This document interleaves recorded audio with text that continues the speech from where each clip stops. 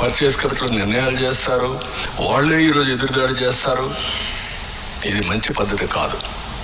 అంటే మీరు దౌర్జన్యం చేస్తేనో లేకుంటే రౌడీజం చేస్తేనో ఇక్కడ మీ ఆటలు సాగుతాయనుకుంటే ఆ రోజులు అయిపోయినాయి. మీరే చూశారు ఈరోజు రాష్ట్రాల్లో. ఆ రోజు ముఖ్యమంత్రిగా నేనే ఉన్నాను. వివేకానంద రెడ్డి మార్చారు, చేసిన నెక్స్ట్ డే కత్తి నా చేతిలో పెట్టారు. ఇప్పుడు అదే చేయాలనుకుంటున్నారు. మంచి పద్ధతి కాదు. అది కూడా మీరు పెట్టుకుని దేవునితో పెట్టుకున్నారు.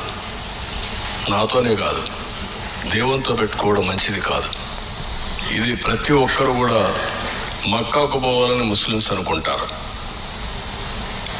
దారుసలాముకు పోవాలని, జెరూసలాముకు పోవాలని క్రిస్టియన్స్ అనుకుంటారు. అదే సమయంలో తిరుపతికి వచ్చి దర్శనం చేసుకోవాలని హిందువులు కోరుకుంటారు. ఒక్కసారి కాదు, ఎన్నిసార్లు వీలైతే అన్నిసార్లు వస్తే అంత మోక్షం వస్తుందని, అదే మరి వాళ్ళ జీవితానికి విముక్తి వస్తుందని కోరుకుంటారు. అలాంటి పవిత్రమైన వెంకటేశ్వర స్వామితో పెట్టుకోవడం మంచిది కాదు. నేను ఎప్పుడూ నమ్ముతాను, కలియుగ దేవుడు వెంకటేశ్వర స్వామి, ప్రజల్ని కాపాడేది వెంకటేశ్వర స్వామి. మనకి ఏ సమస్యలున్నా మనం ఆయన మొక్కుకొని ఆయన మీద భారం వేసి పనిచేస్తాం. అది మన యొక్క సంస్కృతి సాంప్రదాయాల్లో ఒక భాగం. మనందరికి కూడా ఆ పవిత్రమైన దేవుడి మీద నమ్మకం. ఇప్పుడు జరిగింది నమ్మకం విశ్వాసం పైన దాడి, వెంకటేశ్వర స్వామి పైన దాడి. అది మంచిదిగా.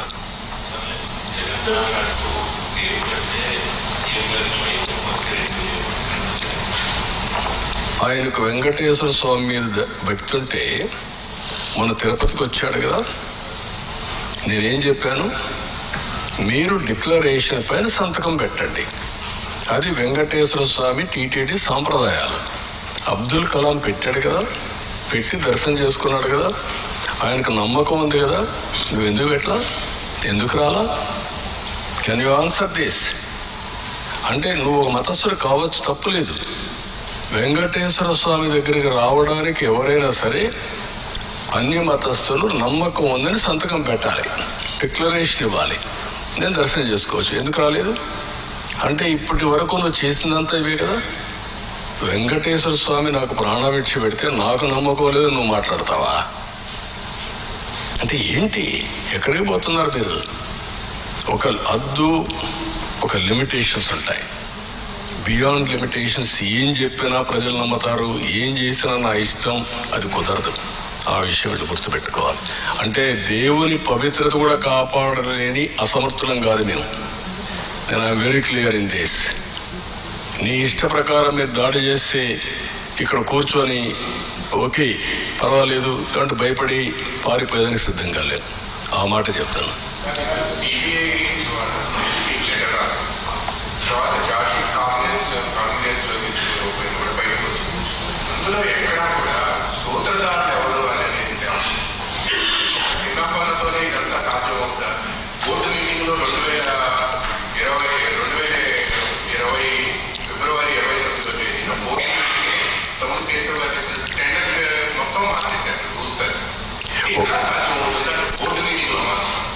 ఒక్కొక్కసారి ఇన్వెస్టిగేషన్ ఏజెన్సీలో కొన్ని వస్తాయి.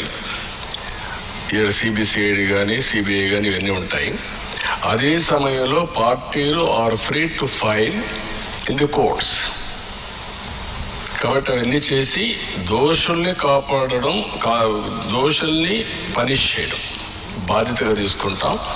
ఉండే అన్నీ కూడా ఏ మార్గాలు ఉన్నాయి అన్ని మార్గాల ద్వారా, అన్నింటికంటే అండి మీరు గుర్తుపెట్టుకోవాల్సింది, ప్రజల మనోభావాలతో ఆడుకున్న వ్యక్తుల్ని, దేవుని పవిత్రతని దెబ్బతీయాలనుకున్న వ్యక్తుల్ని ఉపేక్షించే సమస్య లేదు. ఏమేమి పాసిబిలిటీస్ ఉన్నాయో అన్ని విధాలా చేసి నేను ఒక మాట చెప్పాను. ముందు మాధవ సేవ, తర్వాత మానవ సేవ. దేవుడే లేకపోతే సేవ ఏం చేస్తాం? నమ్ముకునేది మనందరం డెస్టినీ, దేవుడు. ఆ దేవుడిని ఈ మంచి జరిగినా చెడు జరిగినా దేవుడిని ప్రార్థించి ముందుకు పోతాం. అలాంటి దేవుడికే ఇది లేకపోయినప్పుడు కానీ మనం ఏం చేసినా కూడా ఫలితాలు రావని నా నమ్మకం.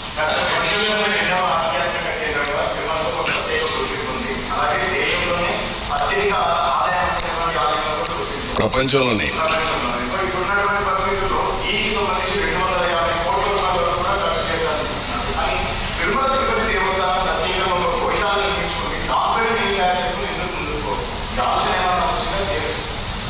అవి కూడా మేము ఎక్స్ప్లోర్ చేస్తాం. అంటే ఒకటి దేవునికి చేసే సాంప్రదాయాలు ఒక యాంగిల్, ప్రసాదాలు తయారు చేయడానికి మనకు చాలా కావాలి. అది అందుకనే ఇంత మునుపు కూడా ఏం చేశారంటే పవిత్రంగా ఆవుల నెయ్యి ఎక్కడైతే తయారవుతుందో ఆ డైరీస్ నుంచే తీసుకున్నారు. దాన్ని వైలేట్ చేయడానికి తక్కువ ధరకు కెమికల్స్ మిక్స్ చేసి వస్తుంది కాబట్టి ఎవడైనా పర్వాలేదు వీళ్ళ కమిషన్ కోసం ఈ పని చేశారు. కమిషన్ కూడా నేను డెలిబరేట్గా వెంకటేశ్వర స్వామి యొక్క ప్రతిష్ట దెబ్బతీయడానికి, పవిత్రత దెబ్బతీయడానికి చేసినటువంటి కార్యక్రమం ఇది. అక్కడ డబ్బులు గిబ్బులు అక్కడ కాబట్టి మొదలు కొడతారు, అది వేరే విషయం. కానీ పవిత్ర దెబ్బతీయడం చాలా ప్రమాదం. That is wear all of us has to understand. A SIT మీద ఎట్లా ఎందుకు సిట్ మీద పక్క పెట్టేయడం?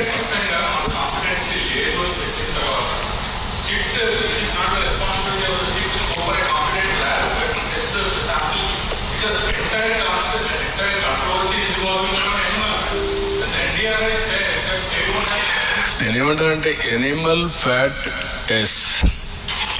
అది ఎక్స్ట్రీమ్. పవిత్రత దెబ్బతీసే విధంగా కెమికల్ గీతో తయారు చేసిస్తారా దేవుడికి?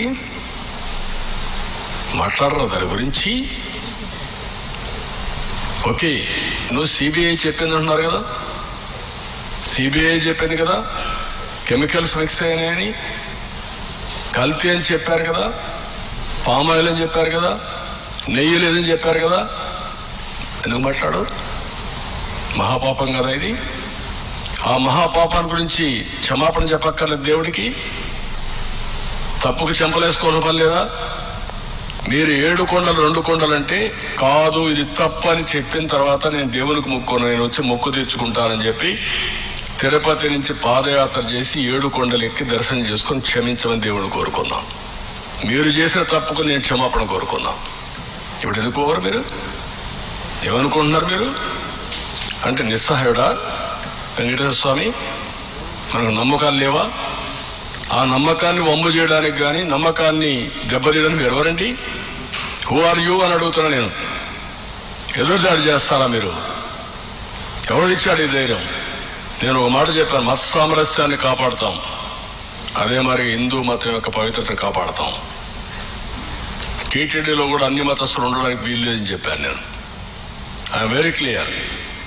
అందుకే నేను ఆ దేవునితో ఉండే అటాచ్మెంట్తో మీరు చూస్తే ఎన్టీఆర్ అన్నదానం పెడితే నేను ప్రాణదానం పెట్టాను.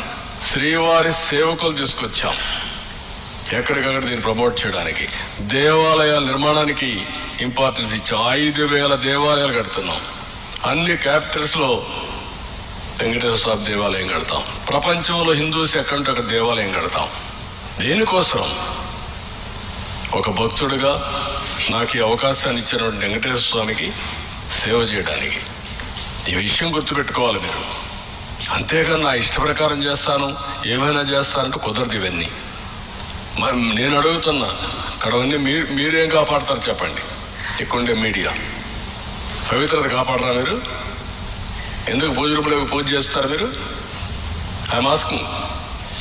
That is where every person in the state, in the country, first of all దేవుని యొక్క పవిత్రత కాపాడగలిగితే దానికి మనం ప్రయత్నం చేస్తే అదే నిజమైనటువంటి మాధవ సేవ.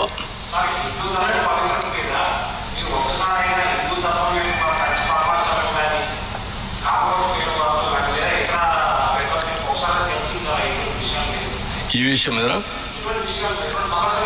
అందుకే దానికి కూడా ఏం చేయాలి చేస్తాం, డెఫినెట్గా అందరికీ బ్రీఫ్ చేస్తాం.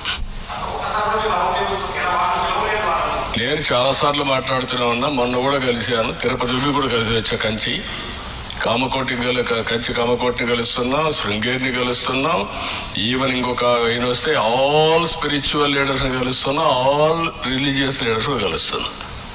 నిన్న కూడా భగవత్ కూడా ఒక గంట కూర్చొని 2 గంటలు కూర్చొని మాట్లాడాను. వారు చేసే సేవాభావాన్ని గుర్తించి ఏ విధంగా ముందుకు పోవడం కోసం దేశం యొక్క నేషన్ క్యారెక్టర్ ఇది ఇంపార్టెంట్. అందుకే మీ మీటింగ్లో నేను చూస్తూ ఉంటారు, ఎక్కడి నుంచి వచ్చిందంటే హిందూ కుటుంబ విలువలు ఎక్కడి నుంచి వచ్చింది? లెగసీనే కదా. ఆ లెగసీ ఎక్కడి నుంచి వచ్చింది? హిందూ ధర్మం నుంచి కదా మనకందరికి వచ్చేది. చిన్నప్పటి నుంచి ఏం చేయాలని మన కుటుంబంలో పెద్దలు చెప్పిన సాంప్రదాయాల ప్రకారమే కదా. మీరు వేరే మతాల్లో ఉండే ఉన్నారు, వాళ్ళ గౌరవాలు వాళ్ళకున్నాయి. మనం ఎందుకు చిన్నప్పుడు అనుకుంటాం పెళ్ళి అవుతానే? స్వర్గంలో జరిగింది పెళ్ళి, విడాకులు ఇవ్వడం కరెక్ట్ కాదు. అది హిందూ ధర్మం కాదా? కలిసి ఉండాలి భార్య భర్త పిల్లలు. ఇది హిందూ ధర్మం కాదా? ఈ విలువలు ఎక్కడున్నాయి? ఈ సెక్యూరిటీ ఎక్కడుంది? ఫ్యామిలీ సెక్యూరిటీ ఇవన్నీ. That is where we derived. We are fortunate. నేను ఇక్కడ చెప్పడం కాదు, ఇంటర్నేషనల్ ప్లాట్ఫామ్స్ చెప్తున్నా ఇది. కాబట్టి ఇవన్నీ మనం గుర్తుపెట్టుకోవాల్సిన అవసరం ఉంది.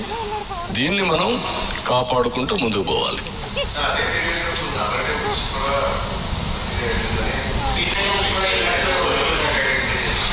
నేనేమంటానంటే డెలిబరేట్గా చేసినప్పుడు ఎక్కడ వీలైతే అక్కడ చేశారు. 10 టెంపుల్స్ ఇక్కడ చేశారు. 219 టెంపుల్స్ పైన దాడి చేశారు. కడాన వీళ్ళు చేసిన పని దేశంలో ఉండే దేవాలయాలు కూడా వీళ్ళ అపవిత్రత అక్కడ కూడా స్ప్రెడ్ చేసే పరిస్థితికి వచ్చారు. ఎందుకు? మేనేజ్మెంట్లో ఉన్నారు, గవర్నమెంట్లో ఉన్నారు. అది డేంజర్.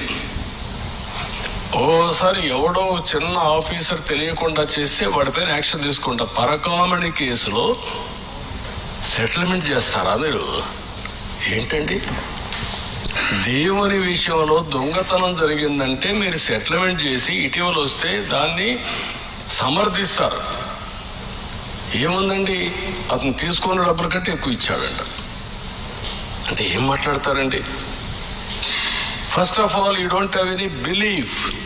ఇది దొంగతనం జరిగింది, దేవుని సొత్తు దొంగతనం జరిగింది, ఇది తప్పు, ఇది పాపం అనే నమ్మకం మీకు లేదు. నమ్మకం లేదు కాబట్టి మీరు సపోర్ట్ చేస్తున్నారు. అంటే ఏమనుకున్నారు నాకైతే అర్థం. అంటే ఏమైనా మేము తిడతాం, ఏమైనా మాట్లాడతాం, జరిగిపోతుంది. నో విలువలు, నో క్యారెక్టర్, ఏదైనా చేస్తా. ఎక్కడికి పోతున్నాం మనం? మేము ఈరోజు మీరు చూస్తున్నారు ఎక్కడ బూతులు మాట్లాడుతున్నామండి మేము. ఇంకా బూతులు ఏంటండి మీరు? అంటే మీరు ఏమనుకుంటున్నారు నాకైతే అర్థం కాలేదు. నీ ఇష్ట ప్రకారం బూతులు అంటే మనకు ఆ బూతులు విన్న తర్వాత నా జీవితంలో ఒకటేసారి నేను కుంగిపోయాను అసెంబ్లీలో. నా జీవితంలో ఎప్పుడు ఆడాలా, కళ్ళ నీళ్ళు రాలా. ఫస్ట్ టైం నా లైఫ్లో. నా ప్రాణం మీద కూడా నా మీద 23 క్లేమోర్ మైన్స్ బ్లాస్ట్ చేసినట్టు మీరు చూడండి నా ఫోటో. భయపడలా. అలాంటి మైండ్ గేమ్ ఆడతారా? క్యారెక్టర్ అసాసినేషన్ చేస్తారా మీరు? ఏమనుకుంటున్నారు? ఇవన్నీ ఉన్నాయి, ఇవన్నీ తర్వాత మాట్లాడతాను. ఇప్పుడు దేవుని విషయం మాట్లాడదాం. ఇక్కడ అన్ని విషయాలు ఏం చేయాలి, హ్యాండిల్ చేయాలి.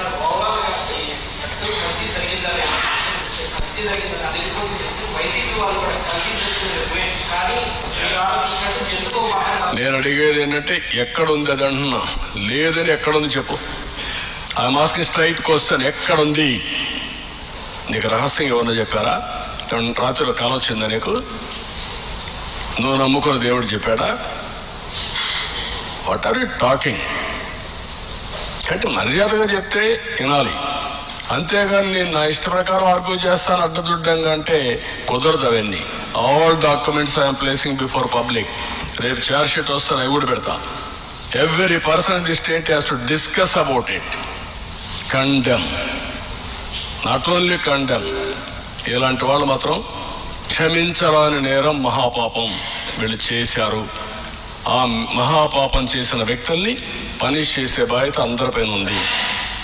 అదే మాధవ సేవ మనందరి బాధ్యత.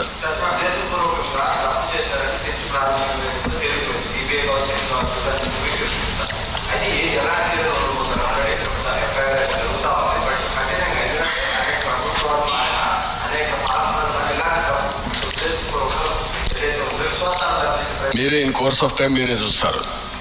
ఎలాంటి పనిష్మెంట్ దేవుడు ఇస్తాడనేది మేము నిమిత్త మాత్రంలో దేవుడే నడిపిస్తాడు. దేవుడిని దేవుడు కాపాడుకునే శక్తి ఉంది. మీరు నేను నిమిత్త మాత్రమే. మా బాధ్యత మేము చేస్తాం, మీ బాధ్యత మీరు చేయండి. అదే మాధవ సేవ. ఇంట్లో రూమ్లో కూర్చొని పూజ చేస్తే లాభం లేదు.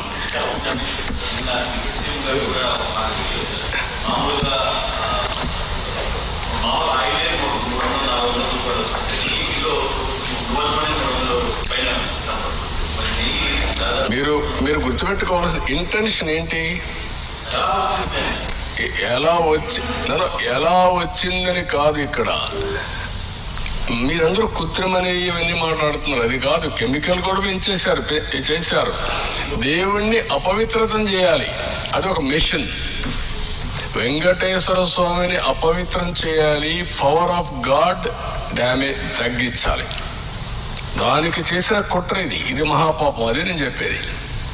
ఏదో ఒకసారి తెలియకుండా చేశారు, ఎవడో కింద చేశాడు పర్లేదు. డెలిబరేట్ గా నువ్వు నమ్ముకున్న ఈవో, నువ్వు పంపించిన ఈవో ప్రీవియస్ టర్మ్ చేశాడు, ఈ టర్మ్ లో చేశాడు. ఏం చేశాడు? డబ్బుల కోసం కాదు. డబ్బుల కోసం కక్కుర్తి పడింది కాదు ఇది. డబ్బుల కోసం దీంట్లో ఒక కుట్ర ఉంది. కుట్ర కోణం దాగుంది. నీ మనుషుల ద్వారా దేవుణ్ణి అపవిత్రం చేయడానికి చేసినటువంటి మహాకుట్ర, మహాపాపం. ఆ విషయం మీరు గుర్తుపెట్టుకోవాలి.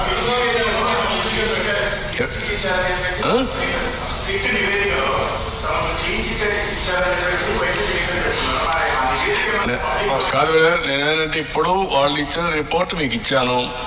రేపు ఎల్లుండో చార్జ్ షీట్ వస్తుంది. You read. కాదు, ఈ రిపోర్ట్ వరకు పెడుతున్నాం. మన దగ్గర ఉండేది వాళ్ళు పంపించింది పెడుతున్నాం. సిట్ రిపోర్ట్ తొందరలో వస్తుంది. వాళ్ళు నెంబర్ చేయాలి. నెంబర్ చేస్తే కోర్టులు తీసుకొని వస్తుంది. Public document.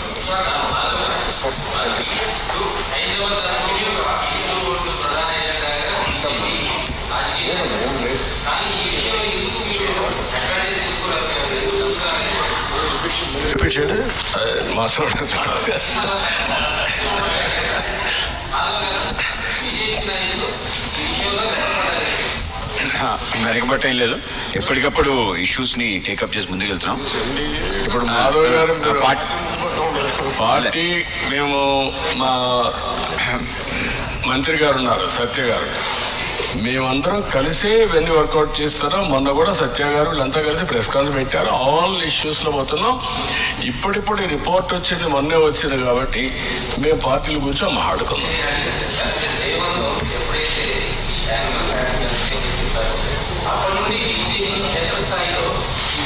అంటే 3 పార్టీలు మేము అనుకోలేదు కదా. అంతలేక కోర్టుకు పోవడం, సిబిఐ రావడం ఇవన్నీ వచ్చాయి కదా. ఎక్కువ మాట్లాడలేం కదా.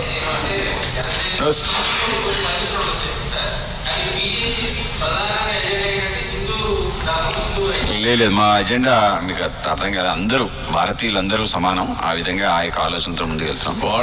వాళ్ళు కూడా ఆ విధంగా వాళ్ళు చూస్తే బీజేపీ గారి అందరం కూడా, బీజేపీ కూడా భారతీయులందరం కూడా ఒకటిగానే చూస్తూ ఉంటారు. నేను కూడా మొన్న మాట్లాడినప్పుడు భగవత్ గారు మాట్లాడినప్పుడు ఒకటే అన్నారు. We are very clear. We have to build national character building. ఏంటి ఇంకొద్దులే నీకు దేవుడి మీద నమ్ముకోవాలి కదా. నీకెందుకంటే